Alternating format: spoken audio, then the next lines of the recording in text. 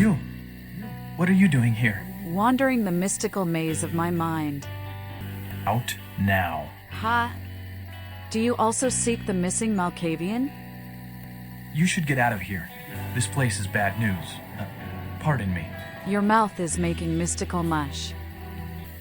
As Shirley Jackson would say, this house, which seems somehow to have formed itself, flying together into its own powerful pattern under the hands of its builders, fitting itself into its own construction of lines and angles, reared its great head back against the sky without concession to humanity. It was a house without kindness, never meant to be lived in, not a fit place for people, or for love, or for hope. Hi. Are you okay? Can you tell me where Grout is? I'm not listening to you! Shut up! Shut up! Oh damn, what did he do to you? I'll have to put them out of their misery. It seems that Grout may have used dementation on them too much. I'll have to use my cowgirl outfit for improved armor.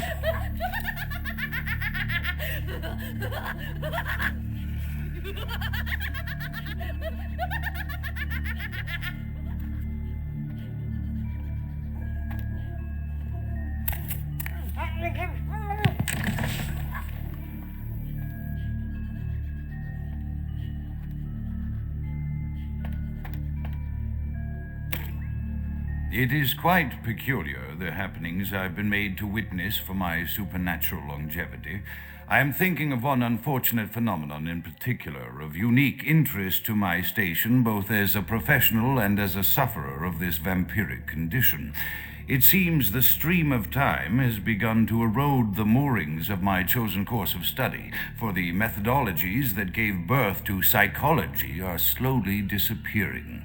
I find myself in an era that overlooks the physical component of psychological pathology time and again in favor of the sophistic practices of Freud. Phrenology, dactopintilism, and the rest of the old guard has fallen by the wayside, its champions all silenced in death, with my unique exception. Would that I could make my voice heard again, although it may be suspicious should I return to popular medical discourse 50 years after my apparent death. No, better that I continue my studies into the psychoses in secret. One day, may I hold up my own cure as validation of the methods. I am confident no cure for my condition, or that of my beloved wife, lies within our figurative minds, waiting to be unlocked by the correct combination of memories recovered from our childhoods. And I'm most certain it has nothing to do with the relationship between myself, my parents, and my genitals. Sorry, Sigmund, but I choose to stay my course. In time, too, may your star fade and disappear.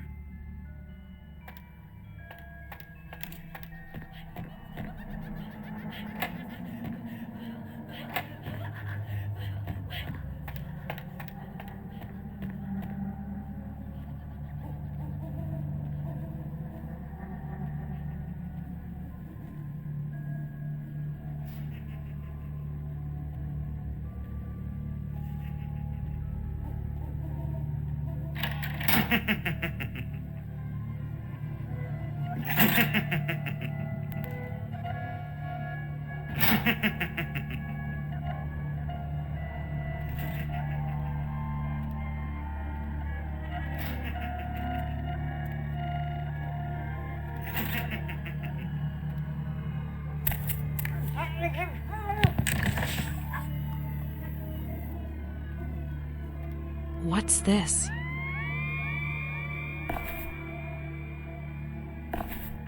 I smell a rancid grave.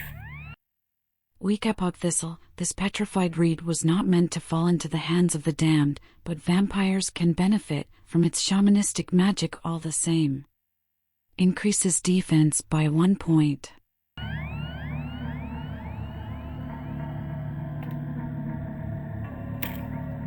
Another unfortunate casualty to tide of time, insane.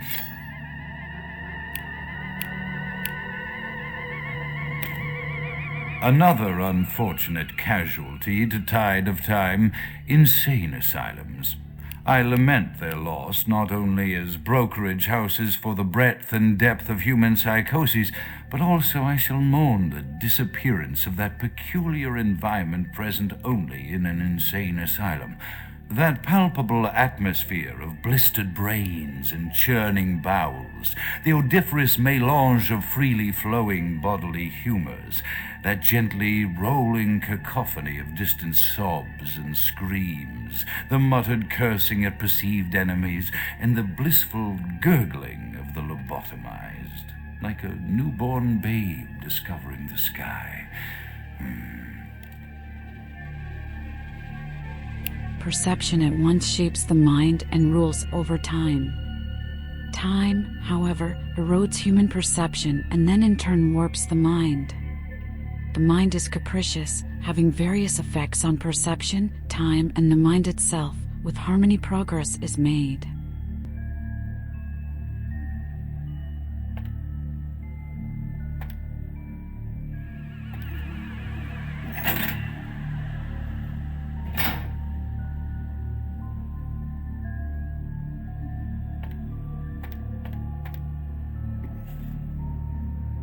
No live organism can continue for long to exist sanely under conditions of absolute reality. Even larks and katydids are supposed, by some, to dream. Hill House, not sane, stood by itself against its hills, holding darkness within. It had stood so for 80 years, and might stand for 80 more. Within, walls continued upright, bricks met neatly, floors were firm, and doors were sensibly shut. Silence lay steadily against the wood and stone of Hill House, and whatever walked there, walked alone.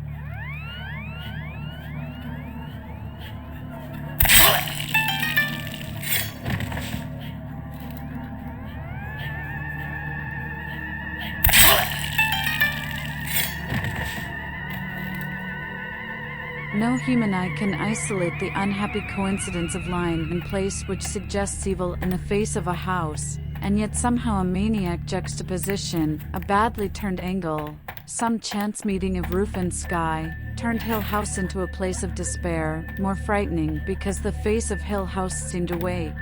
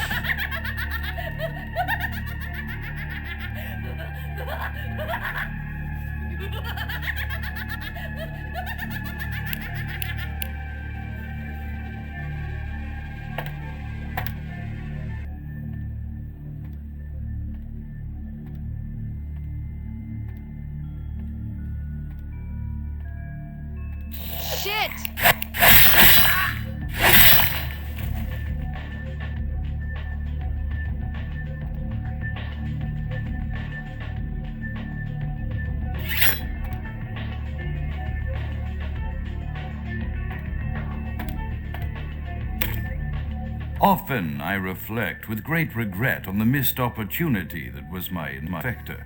Had I been conscious after the attack, I could have stopped the orderlies from locking her in the roaming pen. What I would give for just one interview, a few simple questions of the plague-ridden woman who met her end that dawn. Of course, there is no guarantee she would have been any more helpful than my current crop of test subjects, mewling wretches. Few could be called enthusiastic.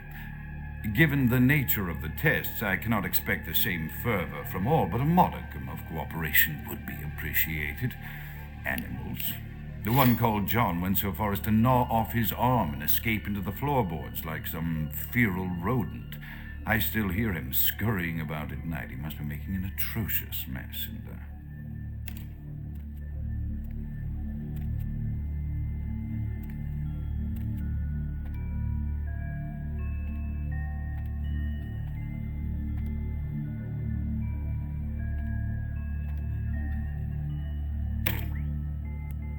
My studies proceed at a languid pace. I'm mired in a foul ennui as my wife's illness advances. My subjects grow restless without proper supervision, but I cannot pull myself back from this black depression.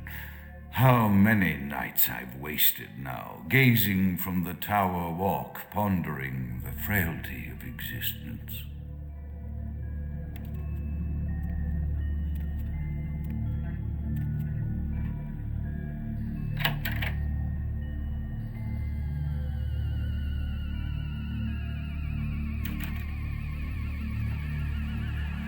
What a nice view.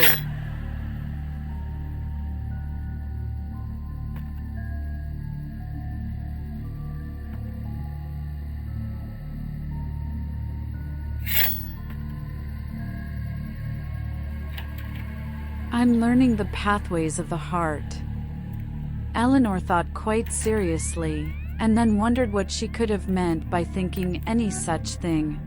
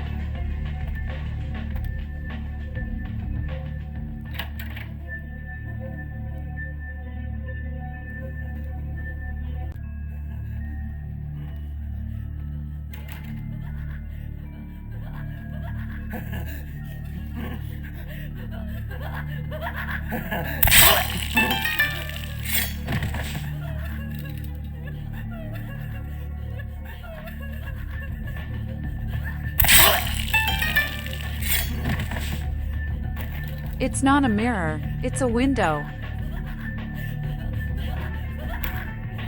After decades of solitary study into this affliction, I have learned that it is by no means mine alone. Indeed, the city is home to an entire society of similarly afflicted individuals with whom I've only recently made contact. They are an understandably standoffish sort, by and large, but I have been able to confirm with them that the condition is indeed vampirism, which apparently comes in a multitude of strains, each with a spectacular set of symptoms such as invisibility and even a sort of lycanthropy.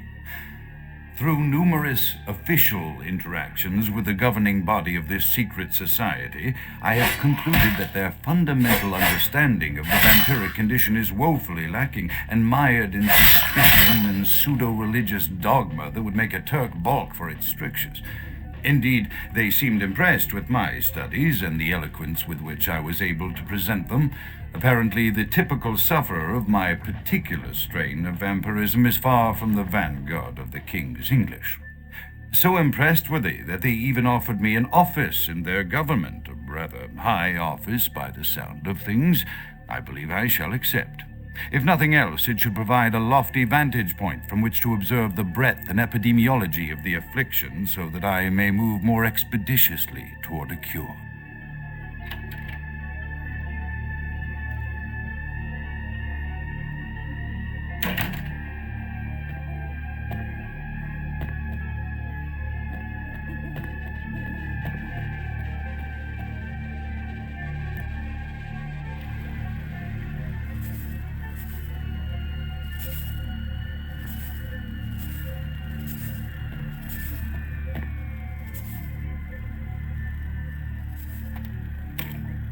I have accepted the role of Primogen for Clan Malkavian, the dreadfully winsome label applied to the particular strain of vampirism I suffer, so named for some supposed vampire father figure of old, more poppycock grown from a backward culture that seems interminably drawn to children's tales and the fiction of Victorian romance when it should concern itself with the science behind their suffering. No matter. For I have taken this office for no greater reason than to advance my research. I must make mention, however, that even among my would-be peers in this governing body of vampires, the level of paranoia and superstition is frightening. Their intelligence is not the question, no, indeed. As they courted me for this appointment, I had to suspect that their overtures were hand-tailored to what must be my obvious infatuation with reason, for the devil would do well to have such honey-tongued tempters. Even so, I could not help but notice the dressing of language these vampire leaders chose for their siren song. Whether it is born of habit, from addressing their unwashed, ill-educated subjects, or from their own deep-seated beliefs, their linguistic flourishes belie a faith in superstition over the providence of empirical reason that must be an all-pervasive theme in this society of darkest night. Damn it all, now I'm doing it too.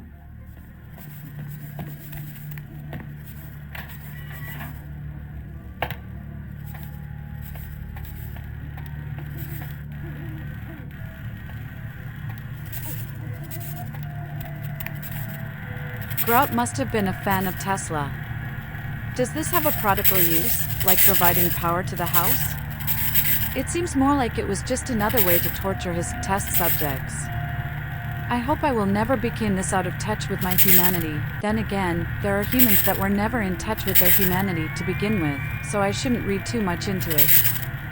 It's ironic, isn't it? We label humanity as the capacity for empathy, a choice often neglected by humans themselves. Perhaps it's because of their inherent self-centeredness, the belief that empathy is an exclusive human trait. Yet, evidence abounds in the animal kingdom, where creatures selflessly help others, irrespective of species or kinship.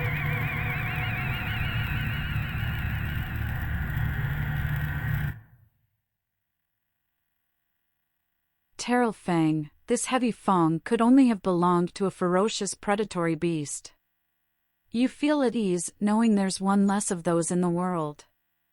Decreases your chance to frenzy. As I was saying, humans, caught up in their self-importance, sometimes forget that empathy extends beyond their species and familial bonds. It's not that I perceive humans as inherently evil. As Agatha Christie aptly put it, so many people seem to me not to be either bad or good, but simply, very silly. Vampires, in my perception, are worst. While they retain that human trait, the curse seems to grant them a perceived get-out-of-jail-free card for being insufferable. Perhaps it hinges on how long it's been since their transformation. They forget the urgency that comes with having a finite time on Earth. It's disheartening to witness their descent into cruelty when the world is already saturated with it. Personally, I hope resist the allure of such behavior. The last thing I want is to contribute to the toxic obsession with power. After all, it's all meaningless and transitory.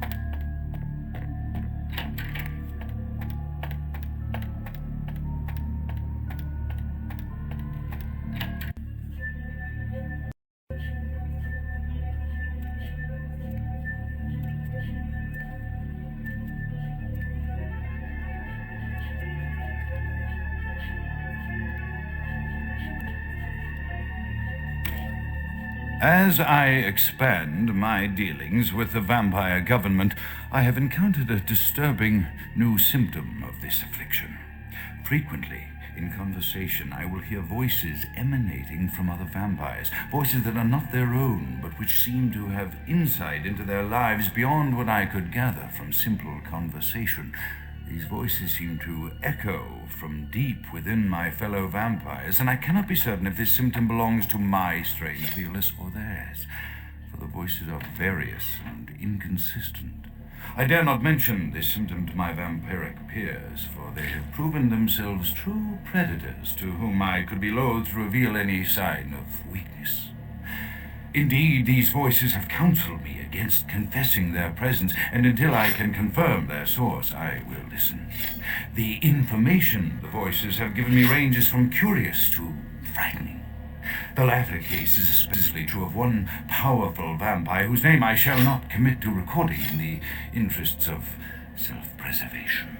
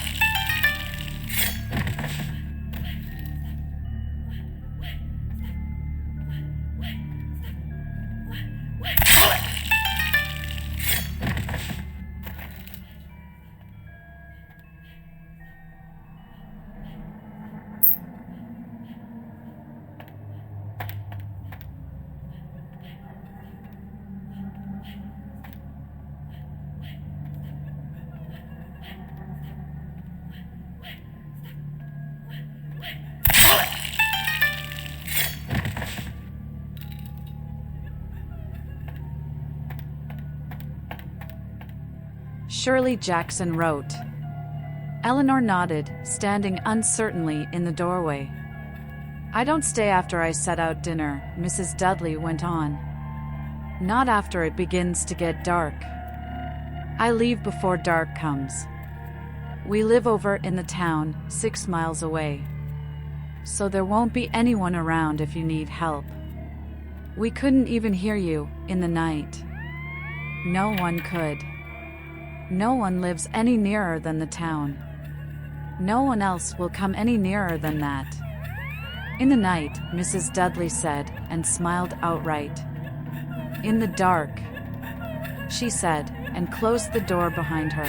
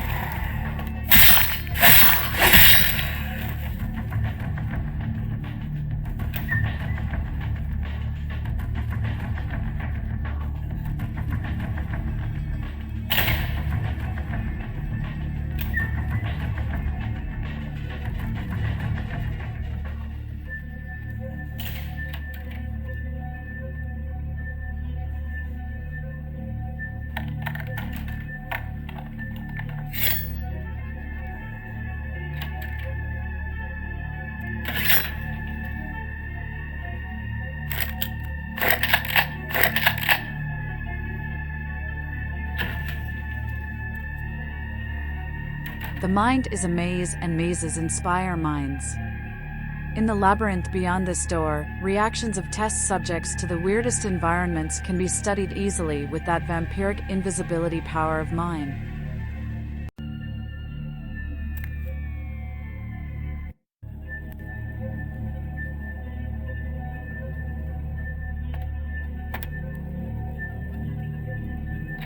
Poor souls, trapped here for who knows how long.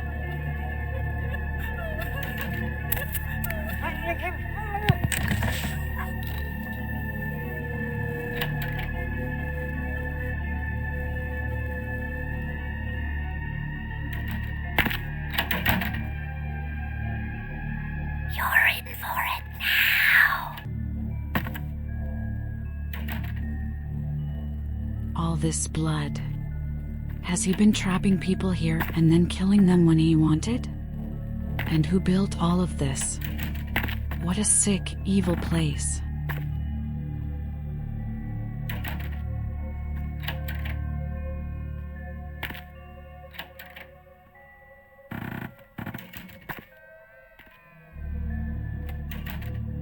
I feel like I'm going in circles.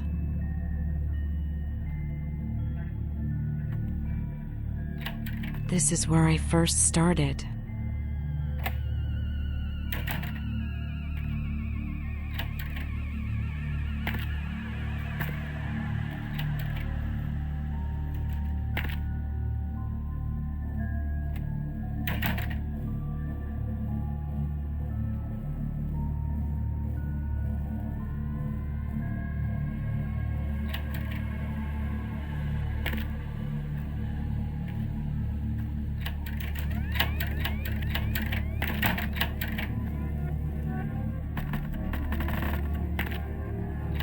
Now it's open.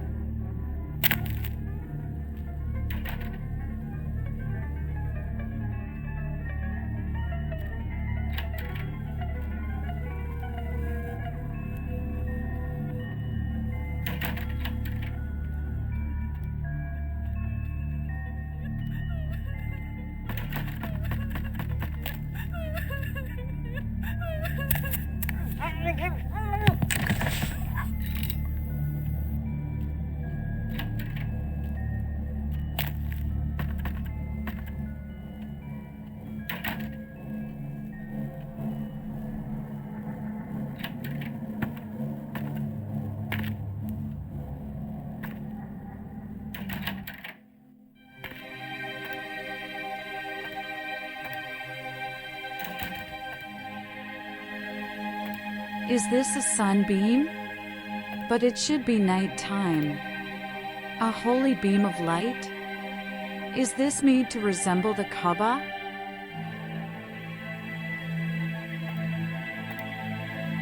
Ouch! I'll have to be quick. Someone else already fried here. Ashes to ashes, dust to dust.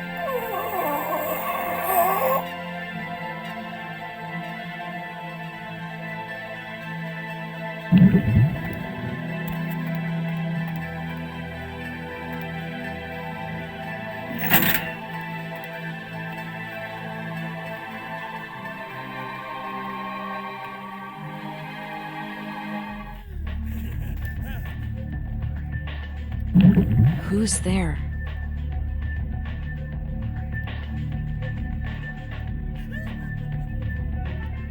Deranged nurses.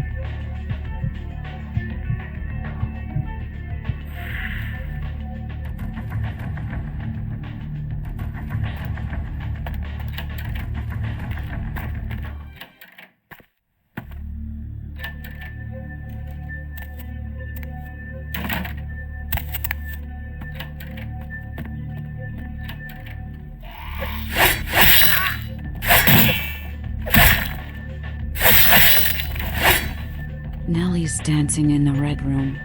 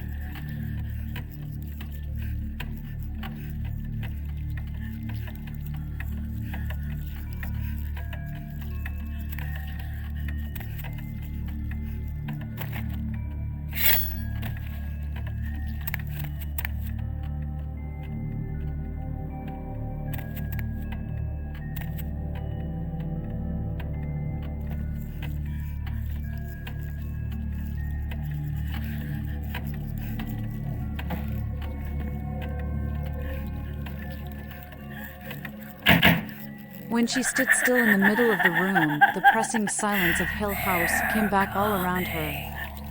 I am a small creature swallowed whole by a monster, she thought, and the monster feels my tiny little movements inside. Oh no!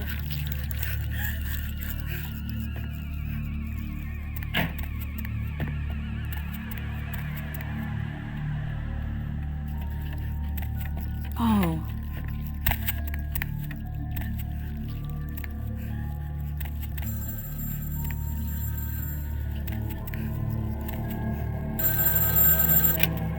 Wishes and words brought from the same sea.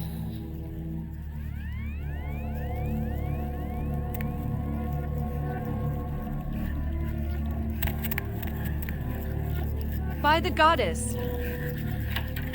I want out now!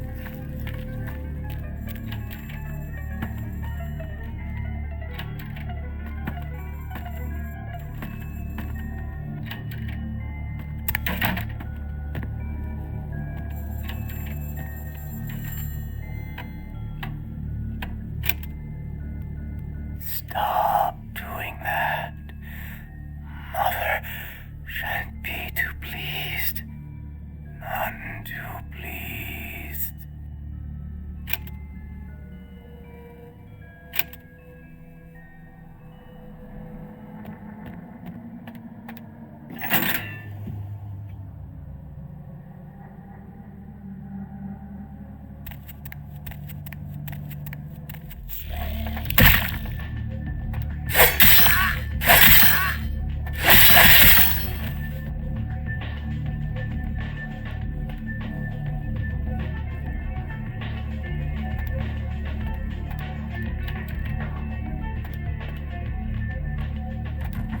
A chapel?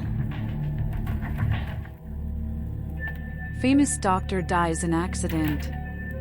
February 28, 1925, the unrecognizable corpse of renowned shrink Dr. Alistair Grout was found in his burning car as it crashed in the Hollywood Hills today.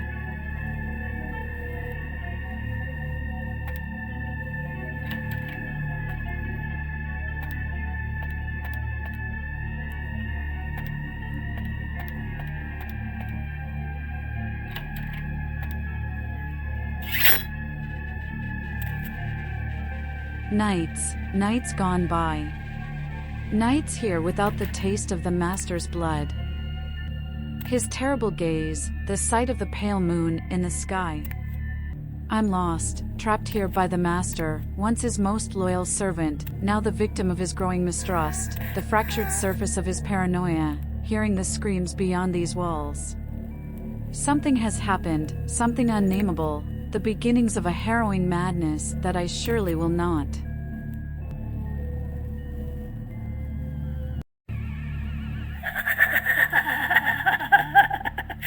They're coming.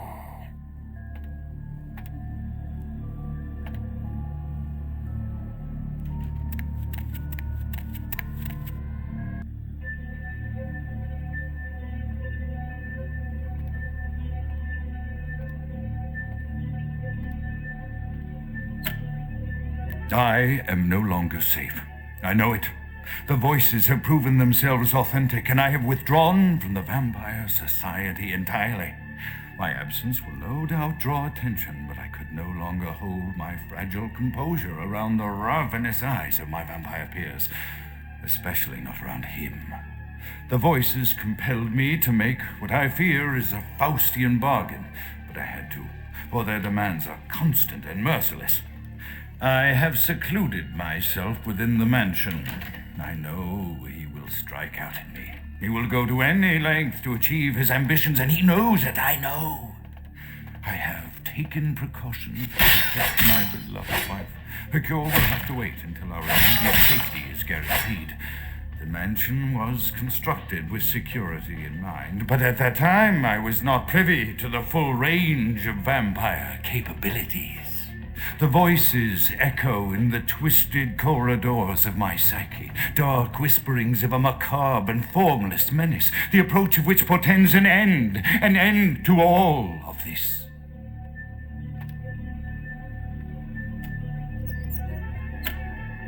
The voices have increased in frequency and direction of late. They have begun to stay with me long after conversation has ceased and are serving as quite a distraction. I fear others are beginning to notice my preoccupation at the vampire gatherings. I am thinking again of the particular vampire of whom I spoke previously, who I dare not name for my growing fear. If the voices are to be believed, then my caution is warranted, for they speak of his blackest crimes, both past and future. More than once I have seen the suspicion in his eyes and heard the distrust in his voice when speaking with me. The fear must register on my face, as it is all I can do in these moments to keep from crying out in chorus with the voices. Hey, who's there?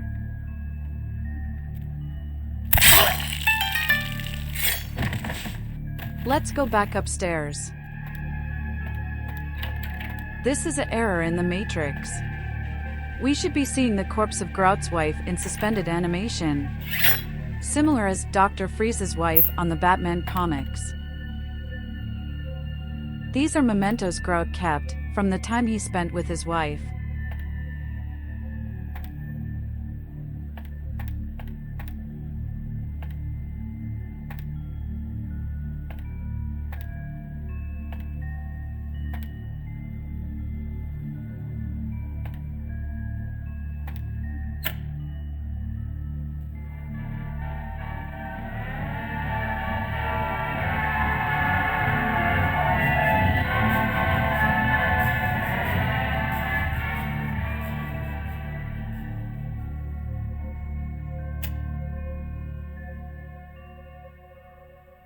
Die!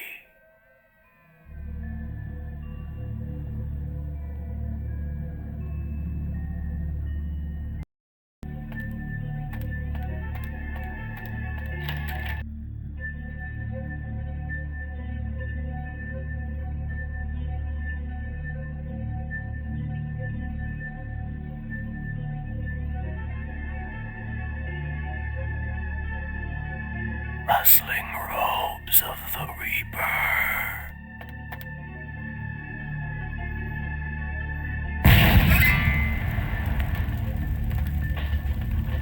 Gods, they Lord be cleansed by the flames! Grout is no longer a corpse. He is ash. Heart is dead? Pity it could not be by my hand. No matter. Soon your self-made kings and false prophets and all who bear the mark of the beast will be washed from the earth for the coming of the Lord. Where are your manners? How about an introduction? As you burn, tell them it was Grünfeld Bach who sent your damned soul to that lake of fire. All agents of Satan shall return to whence they came. Let this righteous display serve as a promise to all who serve the archfiend Lacroix. I'm coming for you, Lacroix. By the power of the Lord, I will cleanse your black soul. Much talk, little sense.